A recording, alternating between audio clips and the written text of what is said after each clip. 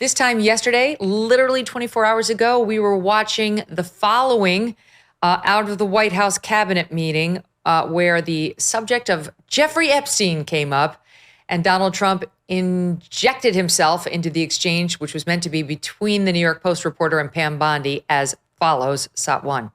Your memo and release yesterday on Jeffrey Epstein, Yes. It left some lingering mysteries. One of the biggest ones is whether he ever worked for a American or foreign intelligence agency. So could you resolve whether or not he did? And also, could you say why there was a minute missing from the jailhouse tape? Are you still talking about Jeffrey Epstein? This guy's been talked about for years. You're asking, we have Texas, we have this, we have all of the things. And are people still talking about this guy, this creep? That is unbelievable. Do you want to waste the time, and do you feel like answering? I don't mind answering. I mean, I can't believe you're asking a question on Epstein at a time like this where we're having some of the greatest success and also tragedy with what happened in Texas. It just seems like a desecration, but you go ahead. Okay. Trump himself promised full transparency on the Jeffrey Epstein case when he was running for president. This has been a big issue on the right. My friend Dan Bongino was one of the people who made it a big issue. So did Kash Patel, talking about it over and over and over again. It is just not real for Trump to pretend he's shocked this is still an issue. Nothing's been resolved. Nothing's been released. He promised transparency, as did his attorney general. And then they release a memo saying, you're not getting anything. It's over. Just trust us. And that was not real. Trump pretending he's shocked that people are still interested in it. Your take, Mark. Well, let me first talk about that soundbite and then the bigger issue.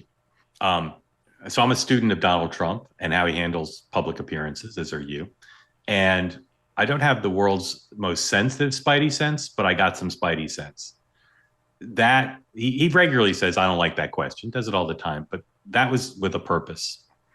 Okay, so I don't see how anyone could look at that and not see an attempt by the president to intimidate the press from ever asking again about it. That's how I read it. Mm-hmm. What are the arguments against withholding? What are the arguments for transparency? MAGA really wants it. I keep a running list here of all the news organizations on the right and individuals who are demanding transparency still. It's a long list, and it includes many people who are typically automatically supportive of the president. So MAGA wants it, his base wants it. 2, it's the right thing to do for the victims and for public trust. 3, as you said, the president supported this on a regular basis. And 4, they said they were going to do it. So there's a credibility issue. So all those things would argue for disclosure, transparency, release. What's on the other side? I pause pregnantly. What's on the other side? What's on the other side is the suspicion that this is intended to protect rich and powerful men. So I think that this could go either way. The news cycle could move on. MAGA often will pick fights with Donald Trump and then move on. They're a resilient group. So this and the press corps, the dominant press corps, the so-called legacy media, they have for years, and they're continuing now, to be remarkably uninterested in what is both an important and interesting story, something the press corps normally covers. Okay, so I think it could go either way. This could disappear, and those who don't want further disclosure could have their way / get away with it, or those demanding justice and disclosure could get their way. I don't know which way it's going to go. But again, I'll go back to the first thing I said. That was a remarkable performance by the president. It was an obvious attempt to deflect and to set the messaging like we're not talking about Epstein anymore, period. Right. And I'm the head of MAGA, and that's what I say. But it's too late. That animal has already been created, and it's pretty ferocious. It's not going to be tamed just by one line from the president at a cabinet meeting. He helped create it. He helped inspire it. His top lieutenants helped create it. And we too have been watching the reaction amongst the most, faithful supporters of the president. We put together a budded soundbite. In this, you'll hear names you'll hear from names that you know. The only one who doesn't seem to be demanding more is our friend Ben Shapiro, but you'll hear almost a uniform tone from literally almost everyone else on the right. Take a listen. Nobody told us prior to this that the Epstein files would be anywhere even on the agenda for that day. And it was really sprung as a surprise to all of us. We get handed these binders, and then before we even have a chance to look into them, we're hauled out actually in front of the cameras that were all there. We don't have the accountability that was spoken of. We don't have the releases that were spoken of. And it's indefensible. It's indefensible that the answers aren't there when so much was promised. As someone who voted for the president, campaigned for the president a lot, I'm not attacking the president, but I think even people who are fully on board with, the bulk of the MAGA agenda are like, this is too much, actually. Yes. I'm saying that with love, and I hope that they're listening, because I think this threatens to blow up the whole thing. By the way, when Pam Bondi went on television and said, I have a videotape of kids getting abused, I followed this case closely, and I know a lot of the people involved, as I've told you. Mm-hmm. I had no idea. I didn't know that. Really? Thousands of children got raped? Yeah.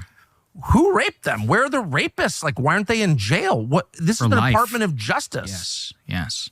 That is so crazy. This is honestly one of the craziest things I've ever seen in my entire life. And I just think it's very dangerous to play around with this stuff. Can't the Department of Justice move to unseal things that were put under seal? Isn't that technically the way that this could potentially be brought to the public? Because I think we need mass disclosure. I think we need more information. At least for my under 30 crowd, I know my demo, they are volcanic over this whole thing.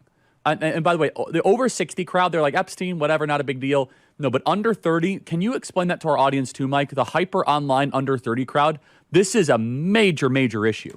If you're willing to throw that over and claim they're lying, then I'd like to see you present your evidence that they are in fact lying. Because I know Dan. I don't think that Dan Bongino is lying to me. I know Kash Patel a little bit. I don't think Kash Patel is lying to me. I don't think these people are lying to me. Which means that if somebody else continues to claim that they're lying, they ought to provide their evidence at this point. Pam Bondi needs to be fired. Who is rolling this out? The little rascals?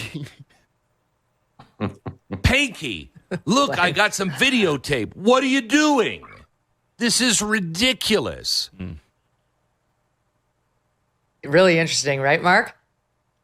Yeah, every time I see Ben Shapiro, I think maybe I should adopt more of his voice for my show. I feel like he's onto something with that voice. As you and I have talked about, Charlie and Tucker are extremely influential with the administration. And when they say not just the morally right thing to do, but the demand of the base is more disclosure.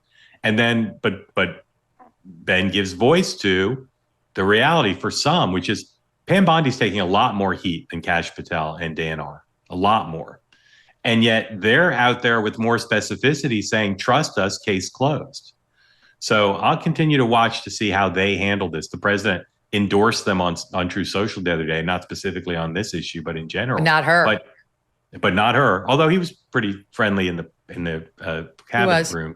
But he knew she was twisting by a string, and he did not send out a nice tweet about her. Now you didn't include Laura Loomer in your mashup. Could have. She is much derided, obviously, and there are people in the White House who don't like her influence, but she doesn't lose that often. She doesn't lose that often, and she's very hepped up about this. But I'll say again, there's a lot of she wants Bondi fired.